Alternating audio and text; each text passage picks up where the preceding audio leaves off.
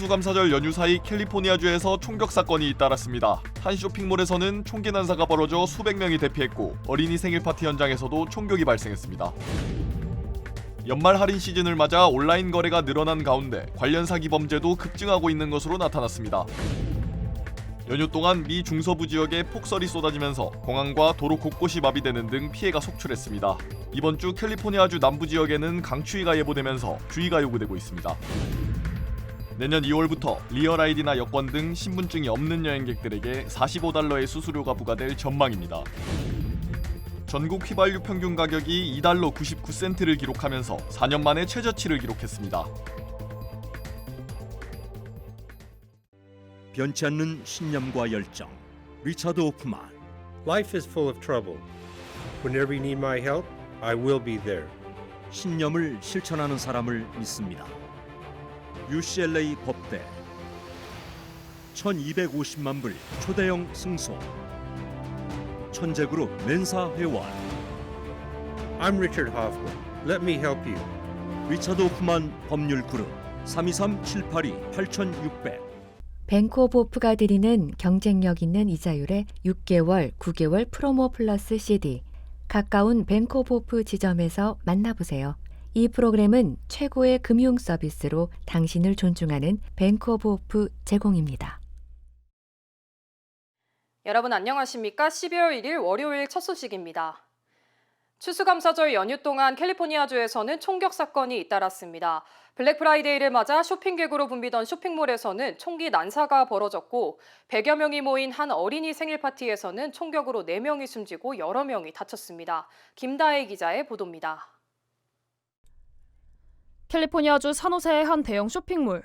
블랙 프라이데이를 맞아 쇼핑에 한창이던 사람들이 황급히 건물을 빠져나옵니다. 지난 28일 오후 5시 40분쯤 웨스트필드 벨리페어 쇼핑몰에서 총기 난사 사건이 발생했습니다. We started running, so then we ran, and then we all came to the parking lot. Everybody was running, screaming, crying, and then probably like 20 minutes after, we seen like a guy walk out with a wound on his chest, and he was bleeding. So then that's when we knew like, oh yeah, this is like real.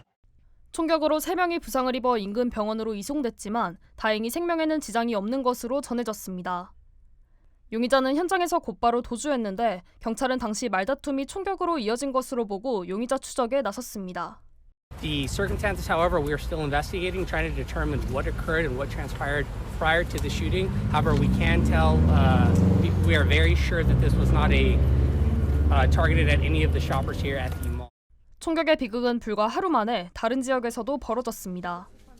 29일 저녁 6시쯤 캘리포니아주 스톡턴에서 열린 한 생일 파티장에서 총격이 발생해 현장에 모여있던 100여 명이 긴급 대피했습니다.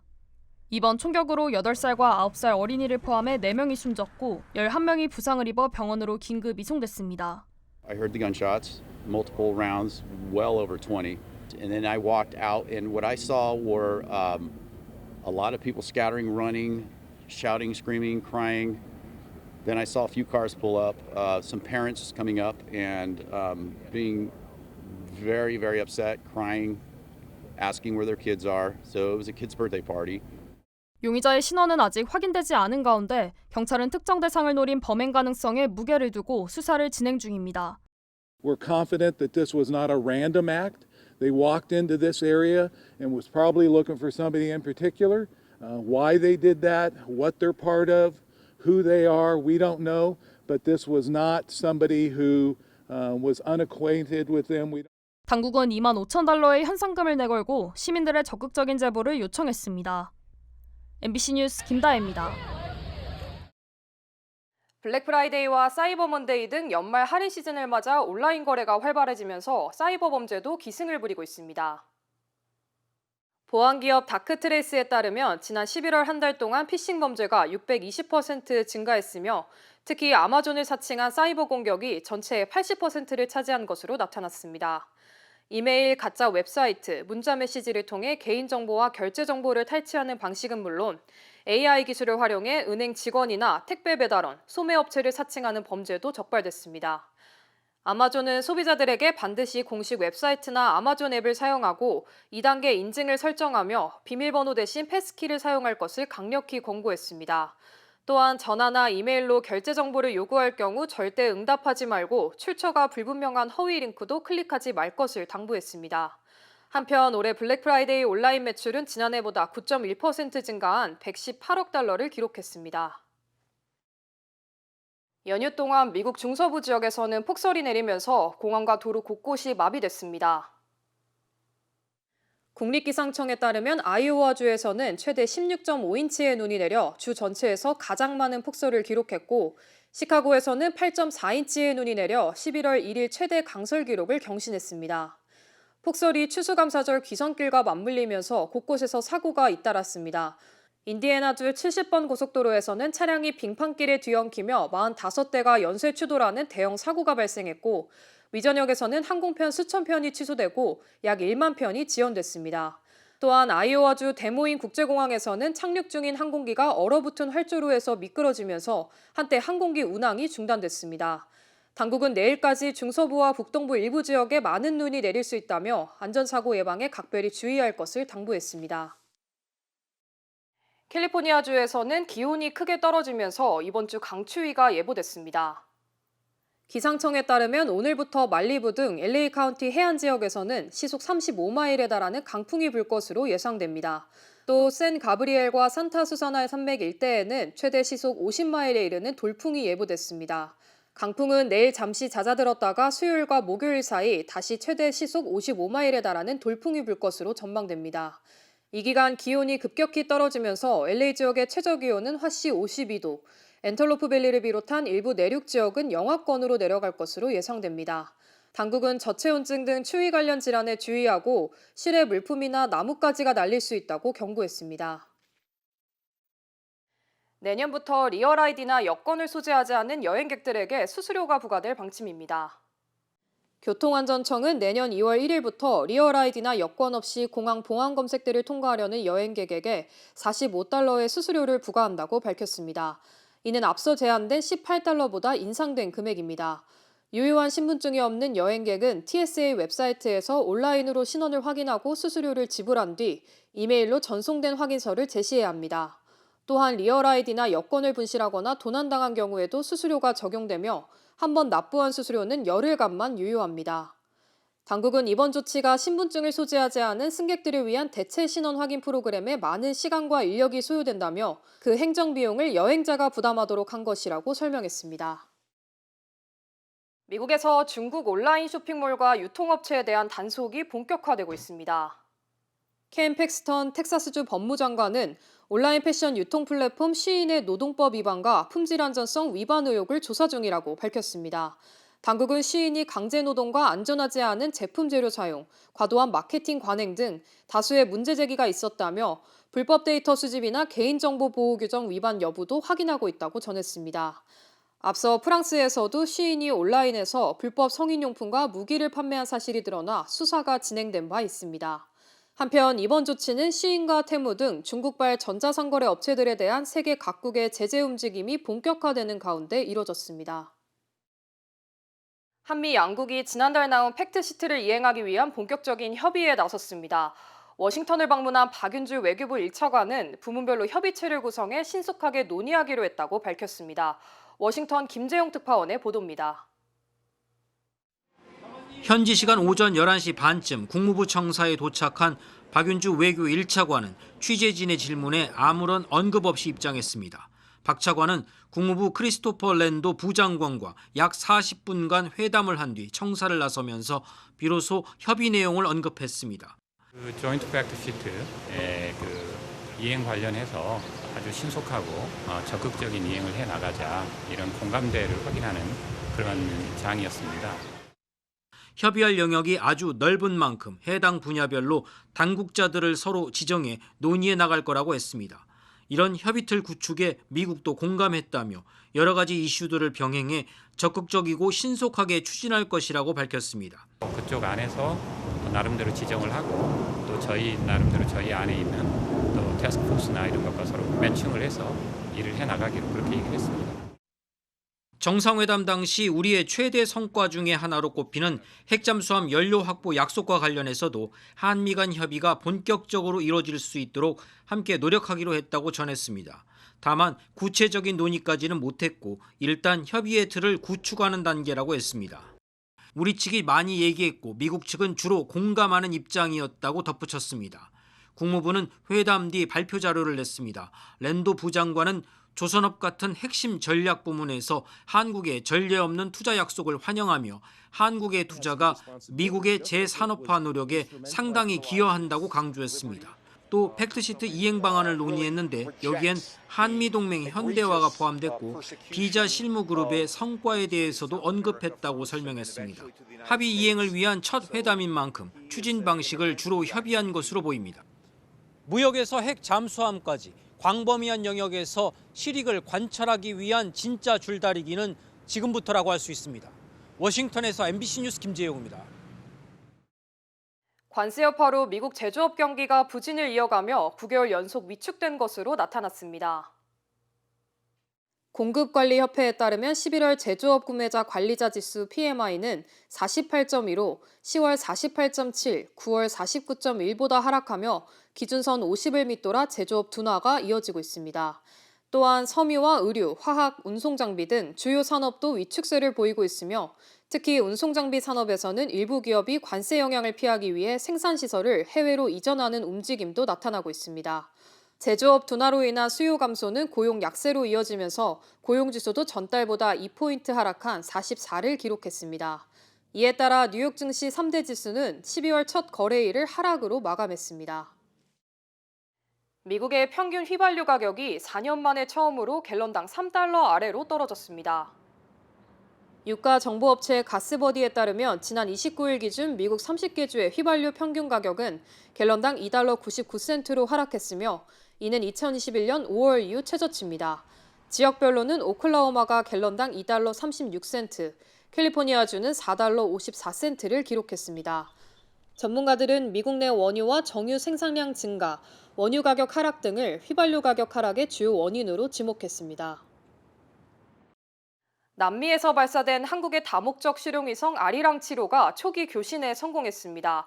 우주항공청은 지상국 교신을 4차례 진행한 뒤 아리랑 7호의 최종 발사 성공 여부를 발표할 예정입니다. 정병화 기자입니다. 상단부의 태극기와 함께 아리랑 7호라고 선명하게 적힌 발사체가 발사를 기다리고 있습니다.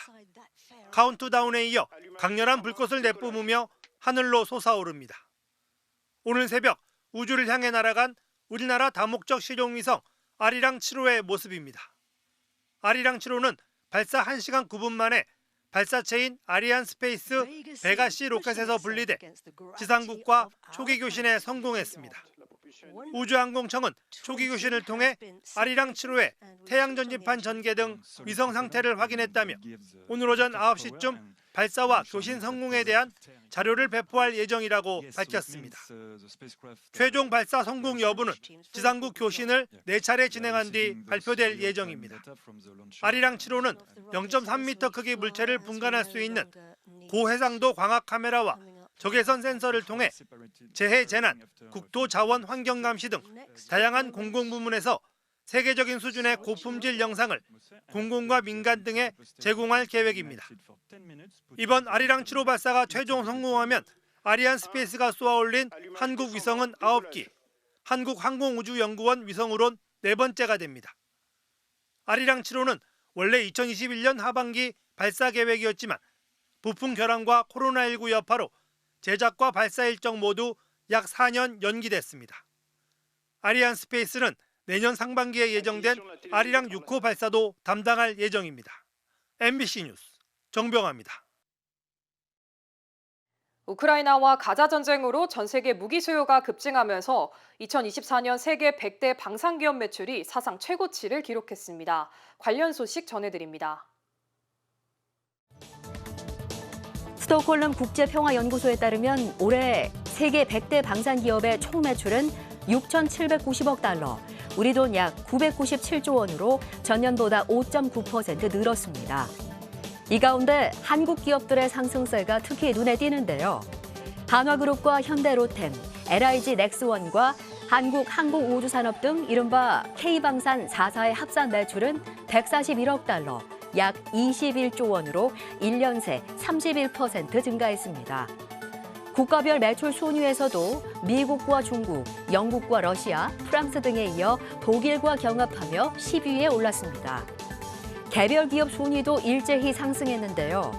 한화그룹은 24위에서 21위로 올라 20위권 진입을 눈앞에 두었고 LIG 넥스원과 현대로템도 순위를 끌어올렸습니다.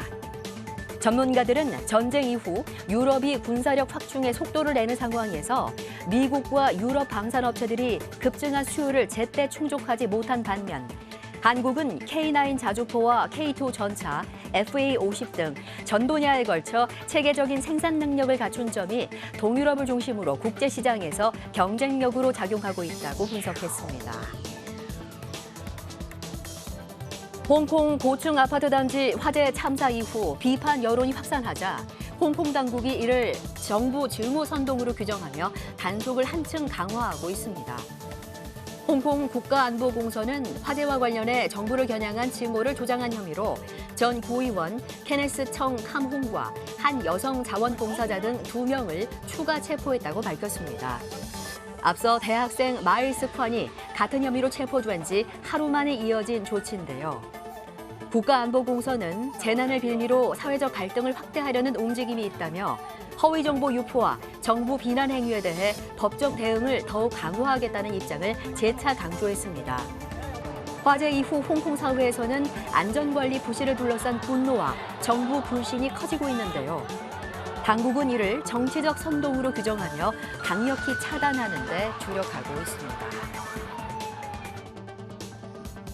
세계보건기구 WHO가 글루카곤 유사 펩티드 원계열 비만 치료제에 대해 첫 사용 지침을 발표했습니다.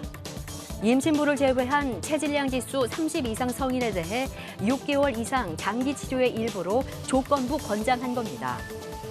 글루카곤 유사 펩티드 원계열의 비만 치료제에는 위고비와 오젬픽, 마운자로 등이 포함되는데요.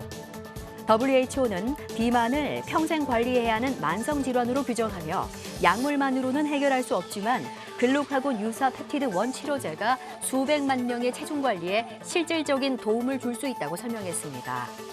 다만 공급 부족은 여전히 큰 문제인데요. 생산을 늘려도 2030년까지 실제 처방을 받는 인구는 필요 환자의 10%에도 미치지 못할 것으로 전망됐습니다. WHO는 각국 정부와 제약사에 복제약 허용을 위한 자발적 면허 확대와 저소득국 대상 단계별 가격 책정 등 접근성 강화 전략 마련을 촉구했습니다. 중국의 한일령 조치 여파로 간사이 국제공항의 중국 연결 항공편 이용이 크게 줄며 지역 관광 산업에 타격이 이어지고 있습니다. 간사이 에어포트에 따르면 이달 둘째 주 간사이 공항과 중국으로 가는 항공편은 주 525편 예정이었지만 348편으로 34% 줄었고 내년 1분기에도 평균 28% 감편이 예상됩니다. 이런 상황에서 관광 수요는 동남아로 이동하고 있는데요. 홍콩 사우스 차이나 모닝포스트는 중국 여행객의 태국과 베트남 등 동남아 여행 예약 건수가 8월과 9월 평균 대비 15에서 20% 증가했다고 전했습니다. 특히 싱가포르행 예약은 전년 대비 20에서 25% 증가했는데요. 중국어 사용이 편하고 미중 갈등 속에서 싱가포르의 상대적으로 중립적이고 안전한 이미지가 선호도를 높인 요인으로 분석됐습니다.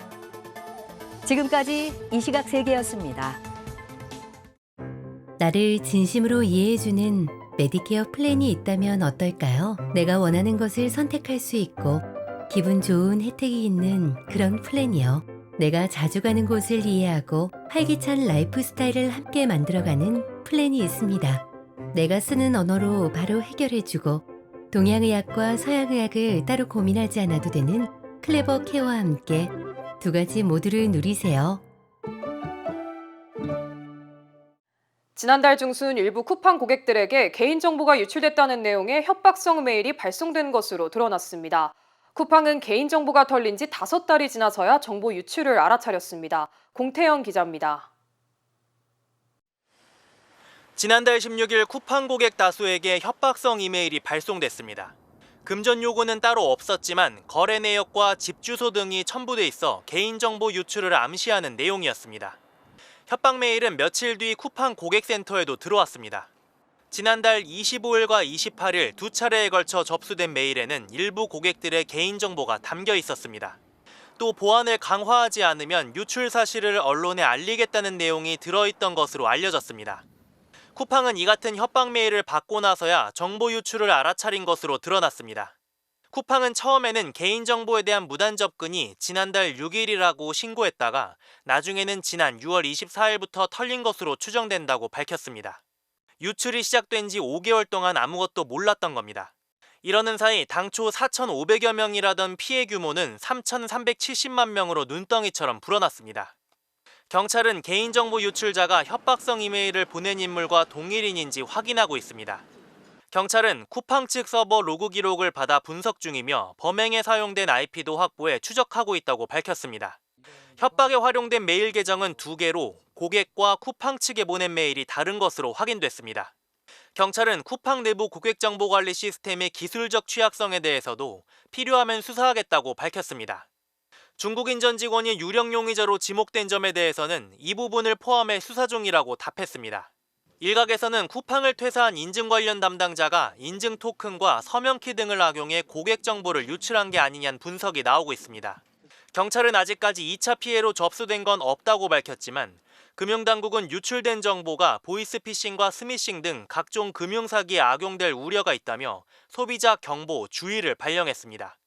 MBC 뉴스 공태현입니다.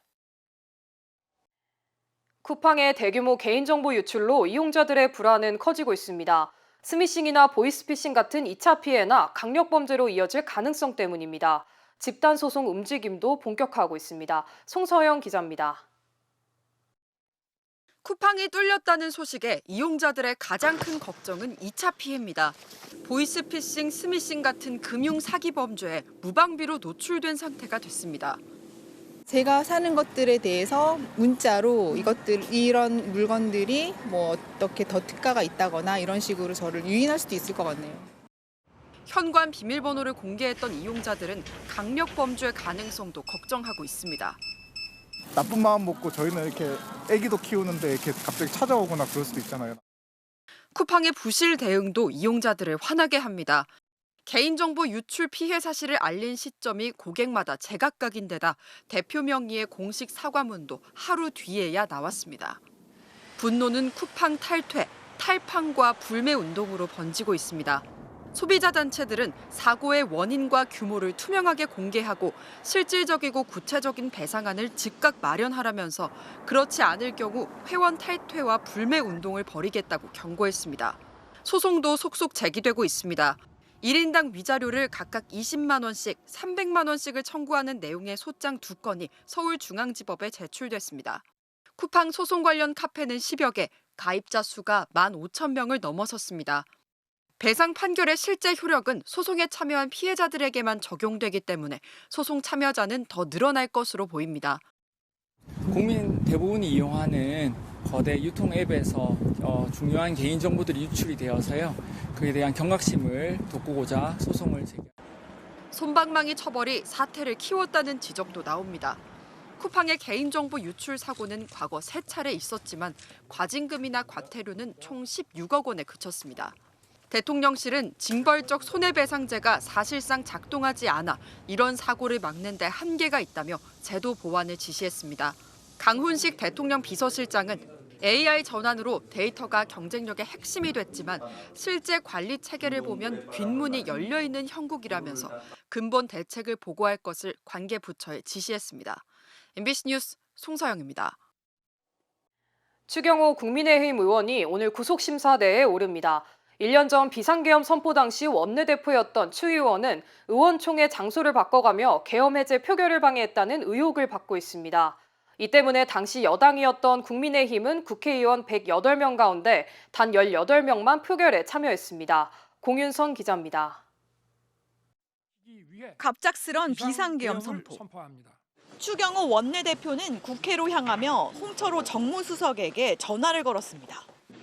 이 통화에서 대통령 비서실장뿐 아니라 국무위원들 상당수가 계엄에 반대했다는 취지의 설명을 들었다는 게 특검 측의 설명입니다.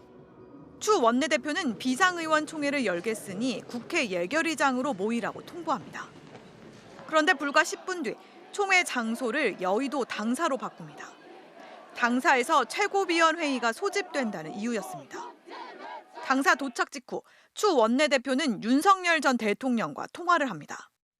특검은 윤 전 대통령이 비상계엄 협조를 요청한 것으로 보고 있습니다. 추 원내대표는 의총 장소를 다시 국회 예결위장으로 변경하고 한동훈 대표와 함께 국회로 출발합니다. 당시 한 대표는 계엄 해제 표결 참여를 강력히 주장한 상태. 국민의힘 의원들 역시 지도부의 빠른 입장 정리가 필요하다는 메시지를 올리고 있었습니다. 하지만 추 원내대표는 명확한 메시지를 주지 않았습니다. 국회에 도착한 추 원내대표, 본회의장이 아닌 원내대표실로 향합니다. 계엄군의 헬기 12대가 순차로 국회에 진입하고 있었던 시각이었습니다. 4일 0시 1분, 국회 사무처가 비상계엄 해제 대응을 위해 모든 국회의원의 본회의장 소집을 공지합니다. 그런데 불과 2분 뒤 추 원내대표가 의총 장소를 다시 당사 3층으로 바꿉니다. 네 번째 변경 공지. 이미 본회의장엔 계엄 해제 의결을 위해 110여 명의 국회의원이 결집해 있던 상태였습니다. 본회의장이냐 당사냐. 국민의힘 의원들은 메시지에 혼선이 있으면 안 됩니다. 집결 장소를 명확히 해주시길 바랍니다 등의 메시지를 쏟아냈습니다. 본회의장으로 부르시기도 하고 당사, 중앙당 당사 3층으로 부르시기도 하고 그게 한 몇 번 계속 교차되었어요. 계엄 해제 투표엔 단 18명의 국민의힘 의원만이 참석했고 추 원내대표는 끝까지 원내대표실을 나오지 않았습니다. 결국 계엄 해제 표결 방해 혐의로 구속 심사대까지 오르게 된 추 의원. 표결을 방해하려 했다면 계속 당사에서 머물지 왜 국회로 의총 장소를 바꾸고 국회로 이동했겠습니까? 여권은 아무것도 하지 않은 게 내란 동조의 증거라 꼬집습니다. 추 원내대표의 구속 여부는 계엄 1주년인 내일 새벽 결정될 것으로 보입니다. MBC 뉴스 공윤선입니다. 국회 법사위에선 내란 전담 재판부 설치와 법 왜곡죄 관련 법안들이 의결됐습니다. 법안이 본회의에서 처리되면 윤석열 전 대통령의 구속기간은 6개월 연장되고 최소 2심부턴 내란 전담 재판부에서 재판을 받게 됩니다. 장슬기 기자의 보도입니다. 더불어민주당이 내란과 외환죄 혐의로 기소된 피고인에 대해 최대 6개월인 1심 구속기간을 1년으로 늘리는 방안을 추진하기로 했습니다. 다음 달 18일 구속기간 만료를 앞둔 윤석열 전 대통령을 겨냥한 것으로 보입니다. 또 법제사법위원회 법안소위에서 내란 전담 재판부 설치를 위한 법안을 의결하는 등 전담 재판부 설치를 본격 추진하기로 했습니다. 지기현 재판부가 내란 혐의 재판 지연을 방조해 내란 세력의 방패막이를 자처하고 있다는 겁니다. 연내에 내란 전담 재판부 설치, 대법관 증원, 조작 기소 등을 처벌할 법 왜곡죄 등을 포함한 사법개혁 법안을 처리할 것을 다시 한번 약속드립니다. MBC 취재 결과 민주당은 내란 전담 재판부를 서울중앙지법과 서울고법에 각각 설치하는 방안을 검토 중인 것으로 확인됐습니다. 법무부와 판사회의 등으로 구성된 추천위원회가 내란 전담 재판부 판사 등을 2배수 추천하면 대법원장이 임명하는 식인데 대법원장의 인사권을 존중함으로써 위헌 논란을 피하려는 걸로 보입니다. 법안이 통과되면 윤석열 전 대통령은 내란 우두머리 혐의에 대해 최소 2심부터는 내란 전담 재판부에서 재판을 받게 됩니다. 전담 재판부가 구성된 뒤에도 윤석열 전 대통령의 내란 혐의 재판 선고기일이 지정되지 않으면 사건이 1심부터 내란 전담 재판부로 갈 수 있습니다. 이외에도 민주당은 공수처 수사범위에 청탁금지법을 추가해 지기현 판사의 룸살롱 접대 의혹도 수사 가능토록 하고 법을 고의로 왜곡한 판검사와 경찰 등에게 최대 10년 이하의 징역을 처벌하는 형법 개정안도 검토하고 있습니다. 국민의힘은 내란 유죄 판결을 위해 판사를 고르겠다는 것이라며 내란 재판부 설치는 위헌이라고 반발했습니다. 유죄 판결을 찍어낼 판사들을 만들어서 내란을 무조건 유죄를 쓰라는 겁니다. 무죄 나오는 것이 맞다라는 생각이 점점 굳어지기 때문에 이런 거 하는 거 아니겠습니까? 더불어민주당은 내란 전담 재판부법, 법 왜곡죄 도입, 공수처법 개정안 등을 오는 4일 본회의에 상정해 사법개혁에 속도를 낸다는 방침입니다. MBC 뉴스 장슬기입니다. 서울 명문대학원의 중심 입지 신촌. 이제 차원이 다른 젊음의 도시 에르노 플레이스 신촌이 미국 한인 동포들을 찾아옵니다. 미주 한인 교포들을 위한 특별한 기회, 성공 투자의 공식을 모두 갖춘 프리미엄 테라스형 오피스텔 에르노 플레이스 신촌이 미국 재외 교포를 위한 우선 특별 공급을 통해 11월 17일 계약을 진행합니다. 투자의 가치가 다른 높은 수익률과 미래 투자 가치까지 11월 17일 에르노 플레이스 신촌 오피스텔의 계약을 진행합니다. 분양 계약 문의 818-974 8949. 힘들고 어려울 때 실력 있는 변호사가 필요하십니까? 60년 역사의 대형 로펌 KMFM 로펌의 최미수 변호사와 함께하세요. 교통사고, 민사법, 형사법, 가정법 등 풍부한 경험과 최고의 실력으로 완벽하게 도와드립니다. 최고의 보상을 책임지는 실력 있는 대형 로펌. 도움이 필요할 때 강한 힘이 되는 변호사 KMFM 로펌 최미수 변호사. 213-427-2350.